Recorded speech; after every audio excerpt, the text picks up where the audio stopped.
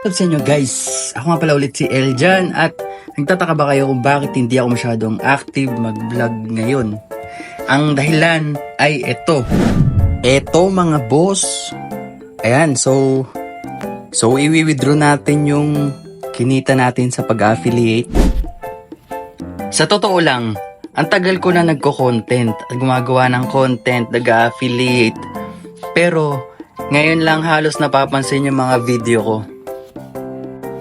Which is nakakatuwa. Nakatuwa naman talaga. Siyempre, pinaghirapan mo yung content eh. Sa umpisa kasi, wala namang magbibigay ng libreng free sample sa mga mababang followers. Kaya, sariling puhunan to eh. Kada products, bibili ka, tas ipopromote mo. Sariling pera. Dadaan pa yung araw na halos wala kang view. 0, 200, 300. Tas wala pang bibili. And then, na-realize ko, kailangan mo lang talaga maging consistent. Maging matyaga. Ako kasi, nagbabaka sakali lang ako kasi di pa kasi monetize yung mga page ko tsaka mga channel ko. Kaya wala talagang kita. Kaya nagtry ako mag-affiliate. Tas eto na nga. Nakakatuwa kasi first time ko kumita sa mga content. Nasuklian din. Kumbaga yung effort na ginagawa ko kada content. Kaya yun yung naging dahilan kung bakit hindi ako masyadong active sa vlog ngayon. Nakapokus ako sa pag-affiliate.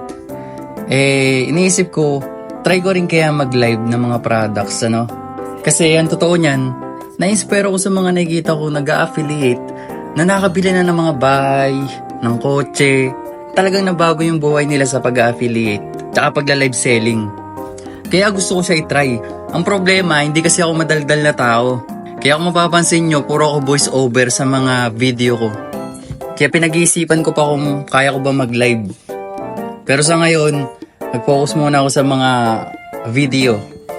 And, syempre, tutuloy ko pa rin yung pagbablog. Vlogger to eh. Hindi, libangan ko lang talaga itong pagbablog. And, kung pala rin, edi okay. Kung hindi, okay lang din naman. Parang, sabi ko nga, libangan lang naman.